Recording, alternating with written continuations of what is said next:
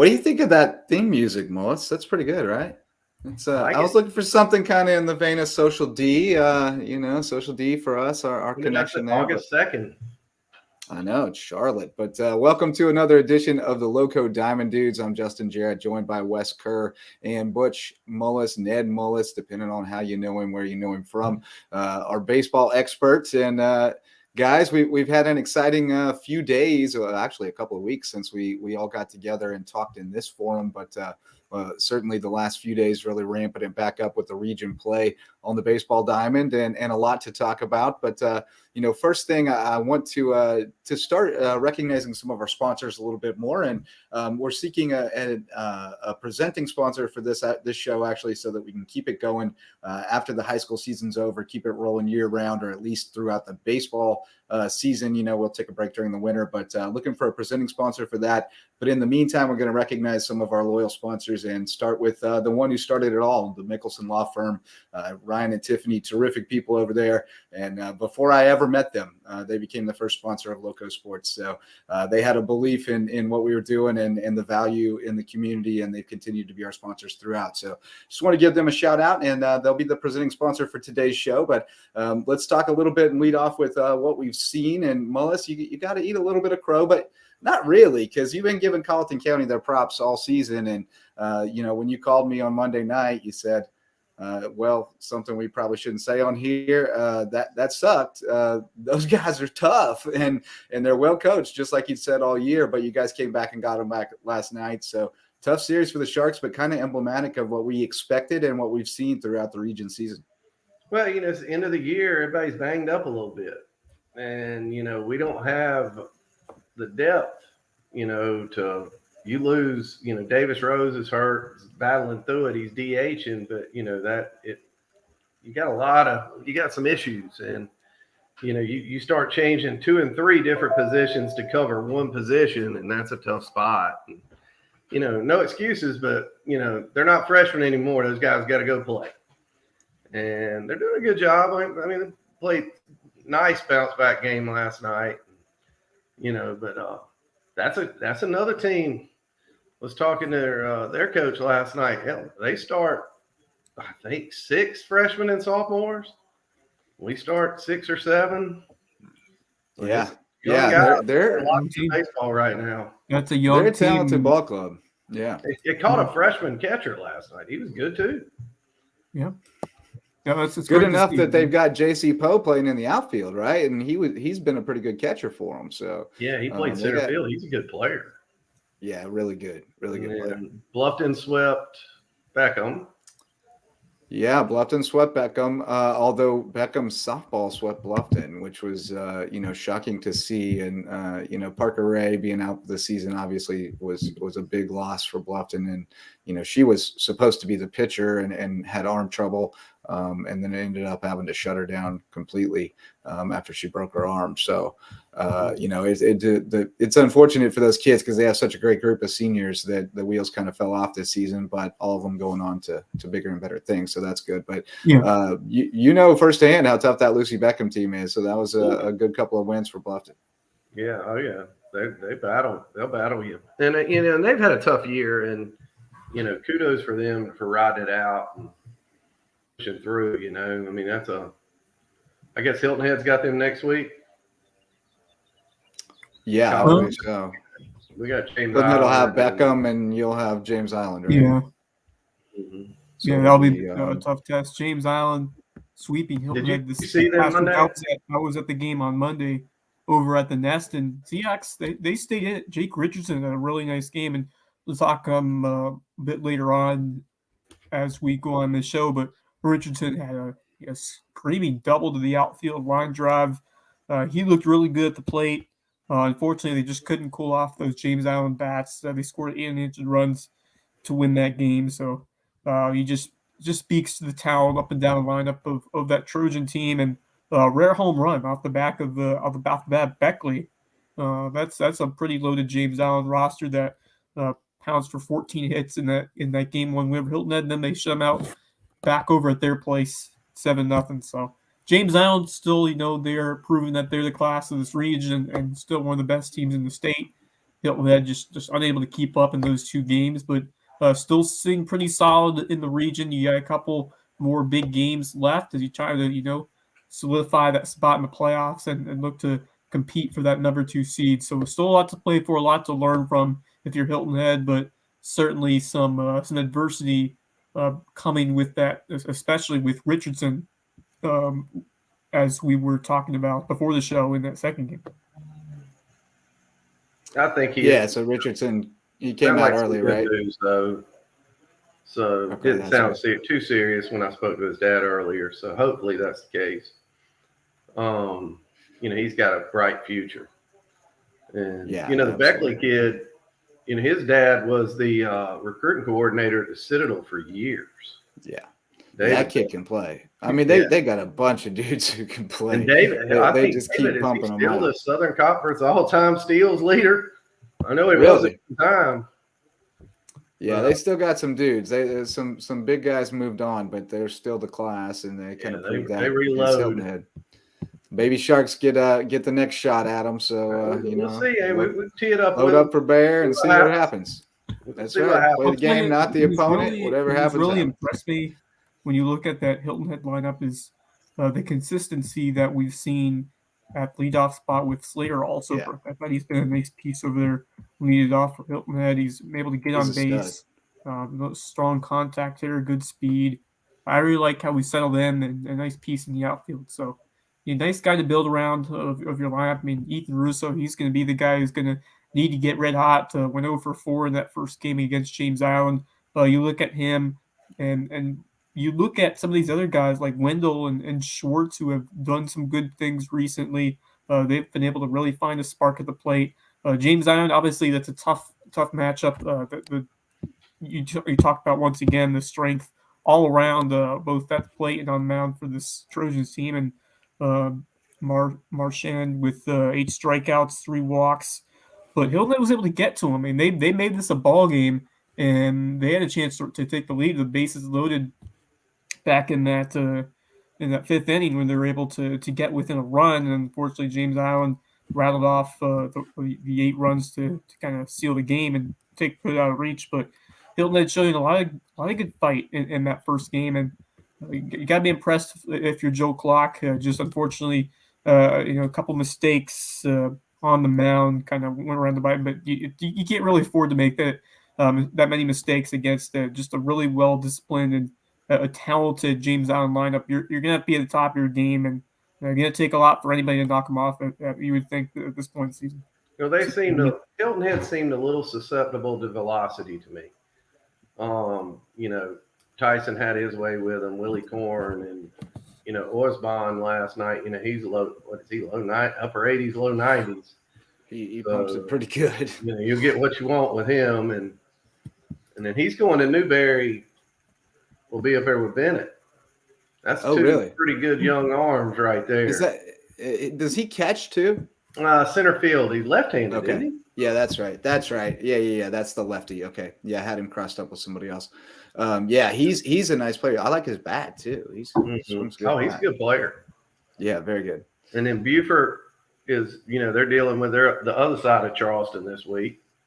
Hanahan. And Hanahan got the better of them in both baseball and softball. Softball game was really competitive, but the baseball game wheels kind of came off for the Eagles. 7-run 4th inning, I think, and they lost 11-4. So, we talked a little bit of the past couple of shows about their Murderers Row schedule, and there's a fine line between like sharpening yourself and just wearing yourself down, and maybe they're starting to feel the effects of that a little bit. And they got Ashley Ridge next week, who, by the way, won the hit tournament last week. Oh gosh, yeah. And they're like a 5A like championship contender, pretty much, right? Good Lord, they played that whole region: Somerville, Goose Creek, Ashley Ridge, Fort Dorchester. They played them all. This is like playing SEC, like a full SEC schedule. They're playing strong competitor after strong competitor. I mean, the Gamecocks. Think about the Gamecocks. Yeah. LSU 2 weeks ago, Vandy last week, and oh, by the way, here come the Gators tonight. Yeah, but when they play non-conference games, they don't go play the best teams in the other biggest Oh, conferences. God. They go play Western Carolina or somebody. It's brutal. Yeah, It's they been played somebody tougher. good. Who they have last?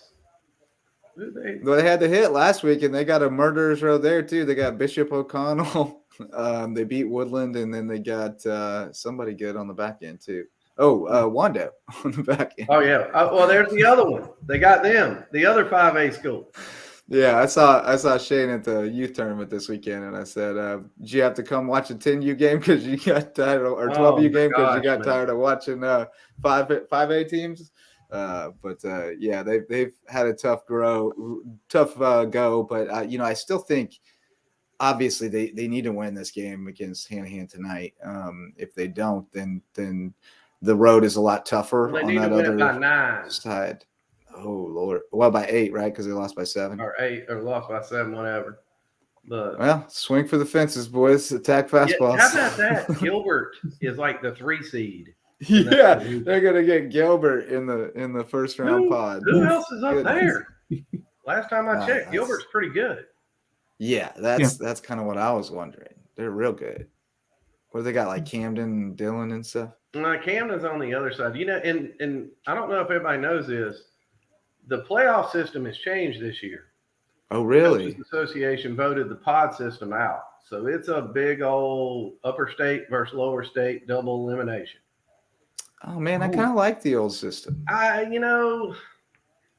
was kind of torn either way. I was fine. I mean, the only thing I didn't like is you ended up getting a lot of elimination games that were rematches of games earlier in the tournament. And not, I didn't love that. It's like the team that won with our best guys go and then gets beat on the back end, and that doesn't. It was a tough spot because if you drew somebody, yeah, you have 1 week to knock somebody off. Yeah, and you had to beat them 2 out of 3. There was just there were some significant advantages to finishing 3rd or 4th, or even being an at-large, than going to the beach region. Yep. Does that make sense? Yeah. Like 3rd place in the beach region versus going to, say, North Augusta or somewhere like that. Yeah. Huge. That's true. You did have some wonky stuff like that. And you would have, there and I think that's kind of the way it was brought up in the coaches meeting up there, was they didn't really like the idea of people shopping for placement, kind of sandbagging in. And, tanking for the I don't know if it was tanking, but, might throw somebody when you aren't, talk about resting somebody, stuff like that. But, yeah, no, that makes sense. We ain't smart enough to put that together down here. That sounds like upstate stuff. I'm always open to hearing both sides on new ideas, and I'm sold that's that's worth a shot at least, and let's see how it works out. Are they doing the same for softball? Mean looking bracket. I'm about to look at it right now. Oh yeah, it is. Is this for 3A for the Class 3 playoffs? It's everybody. For everybody? Mm-hmm. Yeah, everybody. Yeah, we're going full on. So you got what you're going to have is an 8-team lower state bracket 1 and an 8-team lower state bracket 2, and then the winners of those 2 will come out and play in the lower state championship series. So rather than having 4 pods of 4, we've got 2 pods of 8. Yeah. Which is probably better. I think that's probably better. I think I like it. I think that's a good change. I thought it was I thought they found a good common ground. Yeah, I think it is a good compromise. I think it works out well. I kind of like the idea of just trying to put it together and make a 6 or 8 team World Series and get after it. Well, that would be a couple of weeks, but that would be a blast. That would be fun. Yeah, well, you could do that. You could go with the 4-team pods and it's kind of what you got now. You just gonna have to do it twice. Right. Or you could set it up just like this, and you just go. What I'm saying, you just gonna have to do it. Because you have the 32 teams. The teams that survive. 4 teams of 8. So you could have. It'll be you like could have at least a 4-team World Series. Remember when it went to winner take all? It was 2 out of 3 if you got to the finals. Right. Yeah. You could go to lower state finalists and upper state finalists in a 4-team World Series, which would be terrific. Mm-hmm. That would be really fantastic. good. But an 8-team World Series would be even better with pool play. Upper state pool play, lower state pool There'll be a lot play. of logistical situations with that. I think that's what we finally got to was trying to figure out, The how moving much parts. and but I mean they fixed some stuff too. With AC Floor and them are all in our side of the bracket now. And, I mean that's good and bad, but Yeah. Well, a couple other things. Patrick Henry wrapped up the region title. Another terrific outing for Sauls. Why am I blanking on Charlie Sauls? I wanted to call him Ben Sauls, old Buford High pitcher from way back in the day. I'm getting old, Mullis. I'm pulling names from decades ago. Charlie Sauls, what do you have, like 15 Ks in that game? Crazy number of strikeouts against Colleton Prep, and they wrapped it up.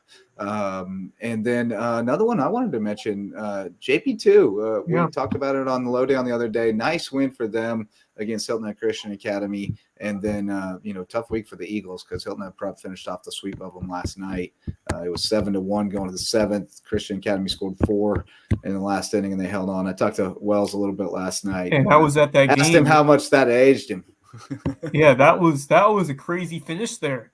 Hilton Head Prep looked like they were kind of pushing it there at the end against HHCA. Good fight there by the Eagles, try to strike back, but just fell a little short. But impressed by Peyton Bullock on the mound. He was pretty solid throughout that start, and he came through at the plate. That was Pace Gardner, who was the big guy at the plate for Hilton Head Prep, 2 for 3 and drove in 2 runs. Man, so impressed by him at the top of this lineup, and then Finn Rooney and Hauscher at the bottom getting it done. So Prep taking advantage of a couple of Hilton Christian Academy errors in this game to score some runs, but credit to the Eagles for fighting back there at the end. I'm very impressed by that resilient effort. Tucker Tavapaw, Keen Reese, Dylan Clark getting some big time hits. So a lot of guys on that Hilton Christian Academy football team we talked about in the fall. Doing it now on the baseball diamond, and that's I thought Hilton Christian, I thought it would be their year to win that series, but you talk about Prep and getting that sweep, and man, it just speaks to Chris Wells and that terrific ability to get the most out of the talent that he has, because they don't have maybe that high end guys like he had with like Luke Foley in the past, who kind of do it on both ends, a two-way guy. But you've got some guys who have really kind of set it in this lineup and have been able to produce. So it's been a fun team to watch, been a scrappy team, and that's a group that's gonna push deep into the playoffs if they continue that strong mentality. So Hilton Head Prep, Chris Wells, man, what a career that he has had, continuing to rack up those wins. He just does a fantastic job with this program. But love to see these rivals play as often as we've seen them, because they've been terrific games, very competitive. That one came down to the very end. Only Christian Academy nearly clawing back, but a lot of good to like about how well this HHGA team has progressed this year, and certainly a dark horse team if they can get things together heading into the postseason. But some great rivalry games between these two squads, and you mentioned JP2. Man, that's another team that's kind of flying under the radar that's starting to put it together. And they took down HHCA 5-4. So 2 tough losses on the week for Hilton Head Christian Academy. And just see how they'll respond from that. And then they JP2 took care of Memorial Day 16-8. Big day for Garrett Heathcock, 3 for 6, driving in 4 runs. DeWig having a nice game. Also got the save. Archer. Yeah, Couple hits at the plate. So that JP2 team, very well-rounded squad, and they're really starting to find their groove. They're really young. They're really, really young, but they're playing well. They start an 8th grader or 2, don't they? I think so. And I'm the kid behind the plate, Jackson Riley. I know for a fact that he was on a 12U World Series team 2 years ago, because I was on the same trip with him, and he's catching for him and kind of pressed into action there and has done a good job. He's learning on the job for sure, but doing a serviceable job and getting hits and Guys that looked overmatched early in the season are now coming up with big hits and big spots. And yeah, they're not freshmen anymore. No, they're not. They're growing up. You closing in on 20 games. You ain't a freshman anymore. And they went and played some people too. They weren't afraid. They went and played Battery Creek, and they played y'all in the tournament. Played Colleton in the tournament, I think, as well. So they grew up fast, and they're doing a good job. And then Ross Putnam's one of the older guys that's leading them. Brandon Horton is another one. So they've got a nice mix there, and Richard Jennings, he's a great dude and a good baseball guy. Been around a long time. Works well with kids, which is an underrated part of it. Like, you can know baseball, but being able to relate it to kids in a way that they don't just check out and give it up is a different thing. I think he does a really good job of that from coaching travel ball and stuff. So I like what they're doing there. And Galitz is a really good dude too, and plays in the Beaufort Men's League. So y'all got to sign up. I think Hayden Jennings is coming back for another round, and I hear Nico Lang's coming over for this season. So it's gonna be fun. That'll prepare him. I have to call Nico and talk to him about that decision. You were talking about prep a minute ago, and that Sauls kid shut prep down. Yeah, and twice. That's and when Wells says, "Hey, he's good," he's good. Yeah, he's real good. I've got his season stats here somewhere. I don't have like their full season. Have either one of y'all been out to Patrick Henry to a game yet? I'm ashamed to say I have not. I want to get out there so bad. You gotta go. It's so hard to find time in my schedule. We'll have to go together one of these days. I can tell you what it's like. It's Field of Dreams. It's called the Farm. It's called the Farm for a reason. So Sauls has a 1.48 ERA and 50 strikeouts. I don't know how many. A bunch because he's a horse. 2 months ago, he had 50 strikeouts in the first 3 weeks. That's what they posted on the Twitter the other day. So, but he's got a bunch of them. Must only be about 5 outings. Ball out there, it looks like Field of Dreams in the outfield. And so we need them to play some fall baseball. Yeah. And let me tell you, the lights at Publix parking lot are brighter. Oh gosh. It is. It's a throwback. It's so good. They call it the Farm for a reason. We definitely got to make a ride out there one night. The grass is perfect. I can tell you, the grass is perfect. I bet. Well, I mean, you got turf farms all over the place right next door, right? The grass is good. We're going to have to get Green Acres as a sponsor now. That may be our presenting sponsor for the Lowco Diamond Dudes. But I give him a free plug. All right, guys. Well, let's take a quick break and hear from our sponsors, because in just a few minutes, we'll be joined by Bailey Cox from the Colleton County softball team. So when we come back, we'll talk a little bit about the Cougars, and then we'll be joined by Bailey here on the Lowco Diamond Dudes. Hey, Lowco sports fans. This podcast and all of our grassroots local sports content are made possible by support from community sponsors, including Mickelson Law Firm, the official real estate attorneys of Lowco Sports, and the presenting sponsor of our Hilton Head Christian Academy coverage. Our original sponsors are still among our greatest supporters. Ryan and Tiffany Mickelson are community pillars who will be in your corner no matter your legal needs. When you need legal representation, call on the attorneys who support Team Lowco. Call Mickelson Law Firm. Hospice Care of the Lowcountry, the official hospice provider of Lowco Sports, and the only not-for-profit hospice in southern Beaufort County. For more than 30 years, the committed, compassionate staff at Hospice Care of the Lowcountry have been there to ensure your loved ones find comfort, honor, and dignity at the end of life. Because at Hospice Care of the Lowcountry, it's not about dying, it's about living. Homegrown Home Inspections, the official home inspectors of Lowco Sports. Jan Lucas and his team provide thorough, detailed home inspections aimed to ensure everyone goes into the transaction with open eyes and confidence. Jan would rather reveal an inconvenient truth than look the other way and provide reassurances that could come back to burn the buyer in the long run. If you're looking to buy or sell a home and need an honest, reliable inspector, call on Homegrown Home Inspections, official sponsors of Lowco Sports. DDS Web Design, official SEO experts of Lowco Sports. If your business or organization has a website and you're trying to figure out what SEO is, you need to call on Denise and Dave Sinkovich at DDS Web Design.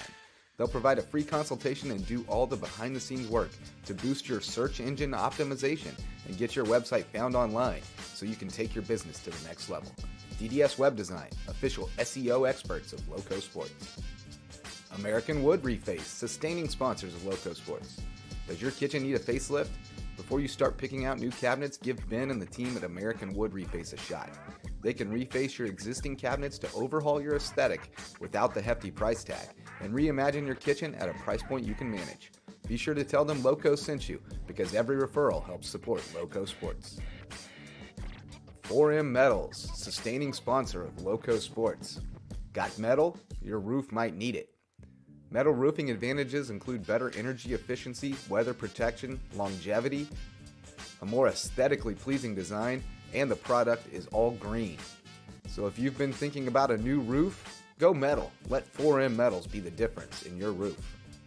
Jay's Barbershop. It's the talk of the town and the place to be in Ridgeland. If you need your ears lowered, head over to Jay's for a fresh cut and great conversation with good folks. And tell them Lowco sent you.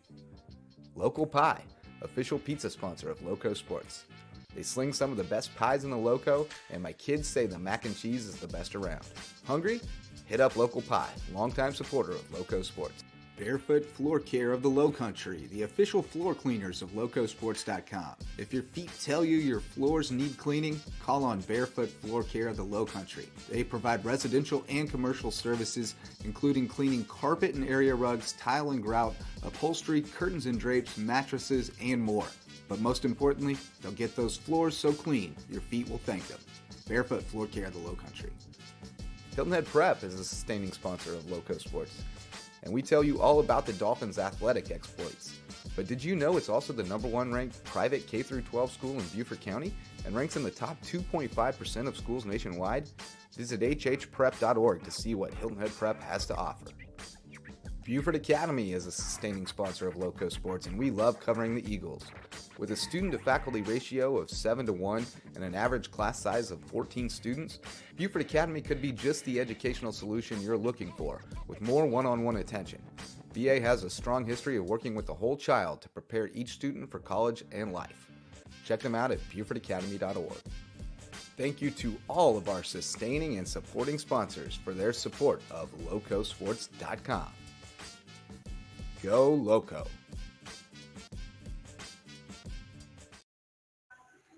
All right, guys. As promised, we've got a guest sitting backstage, waiting to join us. Hopefully, her Wi-Fi is working out for her. Always an issue, but Bailey Cox from the Colleton County softball team. Bailey, how you doing? Welcome to the show. Good to see you again. Saw you last night, but tough fight for you guys over there. But got the win against May River. Start off, just tell us a little bit about your journey to get to where you are playing softball. And what your plans are in the future, and just kind of where you stand at this point. All right, so I started playing when I was around 4 or 5, and I played rec ball until I was 6 or 7, and then I started playing travel ball. And I started out playing travel ball here in Walterboro, and then I went and played for a team in Somerville, and we split our ways there. Then I found my team in Turbyville, South Carolina. We were based out of North Carolina, and I played with them for a few years, and I absolutely loved it. Those girls are my best friends. But this summer, I'm going to be changing teams again due to a bunch of us going off to college. So I get to meet all of my new teammates soon. But I'm currently committed to Mars Hill University, and that's where I plan to play for 4 years and continue my academics. That's fantastic. Congratulations on that. And, just tell me a little bit more about what sparked your love of playing softball and how important those relationships have been that you've bonded with through a bunch of those different teams and the teammates that you've been a part of. For me, softball, it's just taught me so many life lessons. It's not even just playing the sport. It's the friendships that you create, and it's the things that you learn. Like, I learned how to braid hair through softball. I learned how to talk to people through softball. So it's just been a lot of lessons that have helped me through life. And then with going to all the different teams, it's taught me how to, make connections with people very fast. So I can just have a conversation with someone and I can automatically become friends with them.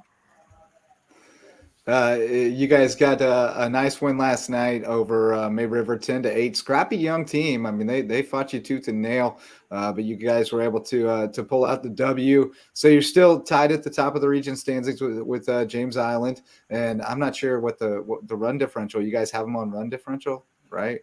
Yes, Or do sir. you not? They've allowed 33 runs, and we've allowed 31. Oh, okay, so that's what it is. It's runs allowed in the region. So every run Yes, matters, sir. huh? Yeah. Ooh, that's a fun little That's a thing. new It's twist. not. Yeah, that's a fun twist. So it's more like pool play and travel ball. The runs matter. That's fun times. Tell me a little bit more about this team because we're talking to you today, but certainly it is a team effort out there, and to that end, you're not really a pitcher, but you're the pitcher this year. You and Lanesia Sanders both trying to do your best to become pitchers, so you can carry this team as far as you can. And you've got a ton of teammates and classmates who have been there for a long time. You guys played for a lower state championship a few years ago, one play away from going to the state championship. So tell me a little bit about this team and your coaching staff and what makes you guys so special. Oh, you're muted. Can she hear us? I don't know. She muted herself. Are we losing you, Bailey?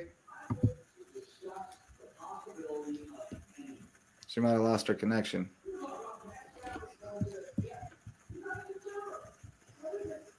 Well, I hope one thing she learned was in travel ball was how to dress warm. No doubt. Yeah, Mars Hill is that is in the hills. They call it Mars Hill for a reason.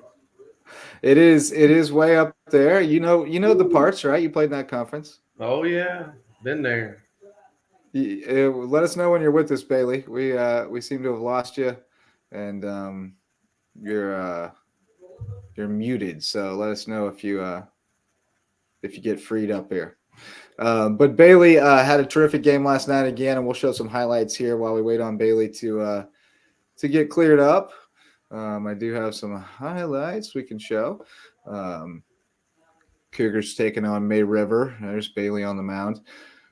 She's done a great job of pitching for them. They've got a terrific young team. They swing the heck out of the bat. I've talked to a lot of folks about that.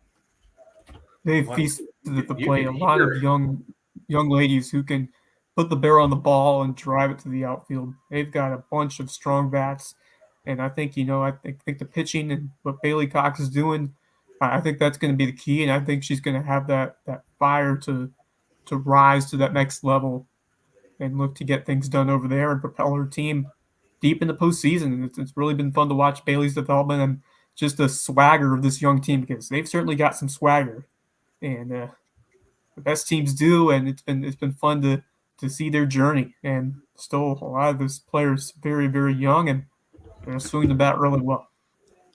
We're hearing that Bailey cannot hear us. Not sure why, but we'll keep trying to work on that, the technical aspects of that.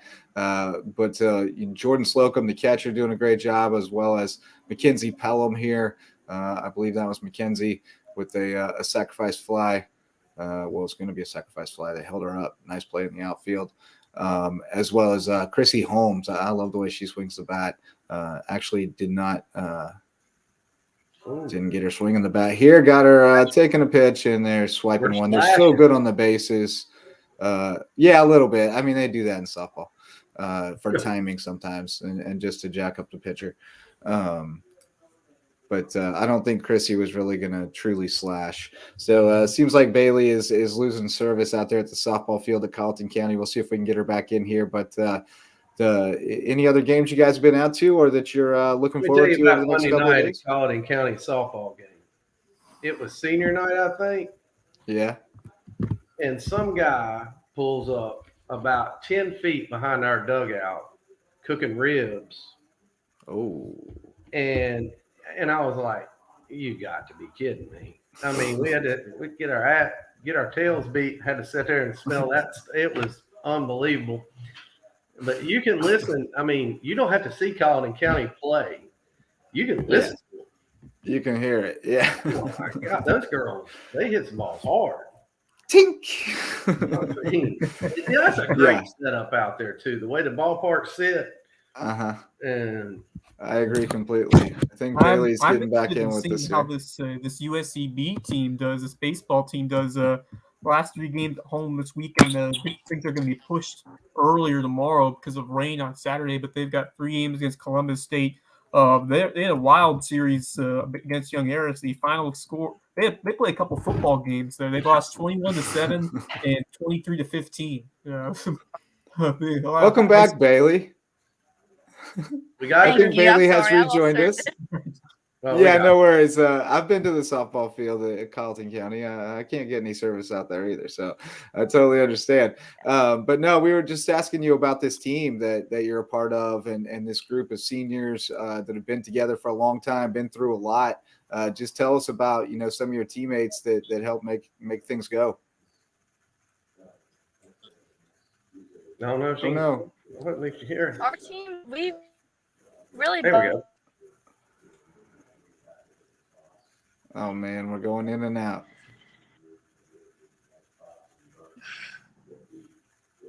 Keep talking. Stand on top of the dugout. So our team has gone for a few years. We've had multiple playoff runs, and we can't seem to make it out of Lower State. So hopefully this year we'll be able to make it past Lower State.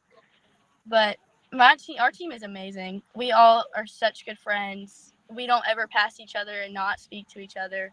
None of us have problems with each other, and we're all just really. Well, that goes a long way. Yep. That it looks like she's having trouble with her service again. Between these teams. Yeah, you definitely see it in the dugout. I took my daughter out yesterday, Finley, and she said after the game, and I wish Bailey was here to hear it, but number one for the Cougars is hilarious. Shandy Brown. She's just an absolute character. I mean, just always on point with a joke or a comment. And they do have a great camaraderie. They have a really good group, and they're really smart on the field. I mean, they play heads up. They take extra bases. They exploit things that are exploitable, and just pounce on every opportunity. So I think they're probably going to run into some teams that have some better pitching for sure, but they're going to rely on being able to outslug you, and they all take short, violent hacks and hit the ball hard. And in the game of softball, that's often enough. Yeah, I mean, putting the barrel on the ball, you trying to beat out some throws, using that speed, find ways to get on base. There are a lot of ways to get on, and sometimes you don't have to hit that hard, but if you hit in the right spot and make contact, and that could be enough sometimes, especially if you're one of those faster players in the team. So it's definitely a little different of a game versus baseball, but it's very entertaining, very high energy, and you get those chants going in the dugout. It is so fun to watch and be a part of. So. And the softball community and the softball growth across the Lowcountry has just only risen. And going back to USCB, I was going to segue into that. Softball having a rough year in their first season, the Peach Belt. Big transition going up to D2. But Ashton Alty has been a big spark this year. We've seen some good stuff from Addie Reynolds and a lot of young, speedy players in this team. Like Darren Miller, Harley Walker, and even some of those younger players who have stepped in times like Tristan Norris have delivered some big hits. So it's a transition period. I think this team's going to get a lot better in these next few years, and they've got a strong core of players that should be back next year. Of course, they'll lose Mackenzie Freeman, lose a couple of the reliable bats, but I think the direction that they're going in is very positive, and I think Cody Eske, her offensive prowess that she's shown throughout her past experiences and her ability to really elevate the performance of the bats and the hitting on her teams has been noticeable, and I expect to continue. But like what the softball program's doing, baseball is they're starting to find it. Of course, when you think of this, what's happening with baseball. You're playing a bunch of very strong teams here in this Peach Belt, very competitive, but you're setting yourself up for a chance at that run in the NAIA tournament. And obviously, you're going to have to perform well or win the Continental Athletic Conference if you want to get into the NAI opening round. And if this team can get hot, and it's certainly possible. And Ted Faulkner, I mean, he has some great experience in that level of postseason coaching. We saw him do it before a couple of years ago. They got to the championship when they're in the Sun Conference. And some of those guys are still there, like Wesley Ambrose, Brian Myers, some veterans in there. There's some new guys that have stepped in, including our very own Jacob Anderson, who went 2 for 5 in that crazy game against Young Harris. As I mentioned, there were some football scores in that series. That last game, 23-15. that was a wild one over there, over in Hardyville. But NAIA Sunday. Yeah, NAIA Sunday ain't nothing like it. I've lived through a whole bunch of those on the broadcast too. So Sunday, there's no escaping it on the broadcast. Yeah, good times. But yeah, USCB, I mean, it is what it is. You knew what this year was going to be, kind of, and you know, you're building for them 2 years from now, really. And you know, they have kids who understand that, and they've bought into being that part of the equation, you know, being the ones who try to build it and oversee the transition. And you know, they're going to be fine. They're going to be just fine. Basketball is going to be a big boon for them too. We bring up travel ball a lot with these young kids. I know there's 2 or 3 kids that play for Columbus that played down in Savannah that we saw all the time growing up. Yeah. You got kids over there at USCB. I mean, these kids, I mean, that's where the kids that are coming through, the 12, 13-year-olds need to, you know, parents need to get them out and see it, because it wasn't long ago when Josh Patterson was out here playing travel ball. Yeah. You know, or Jake Anderson, or, you know, Jake was around. Or Jake Tanner. Coach. Yeah. You know, I mean, all those guys. And, you know, but I know a couple of those boys from down in Savannah play for Columbus, and Columbus is good. Yeah. Yeah. Well, Bailey, unfortunately, is still having trouble with her connection, so we'll have to talk with her a little bit down the road, but hopefully the Cougars will make a deep run in the playoffs, so we'll have ample opportunity to finish out that interview with her. But I've got to run to a kickball game in a few minutes, guys, after-school kickball game, so we got to pick out our Lowco gems and name the teams and players who impressed us this week. So, Wes, I'll let you take the first crack. Yeah, I'll take the bat first and lead us off, I guess, here in this edition of the Lowco Gems. A couple tough choices, some strong performances. I'm looking through them right now, but I think the one that has stood out to me is Charlie Saws for Patrick Henry. Marvelous performance on the mound, struck out 15 batters in a 7 innings performance. He goes all the way to beat Colleton Prep 9-1.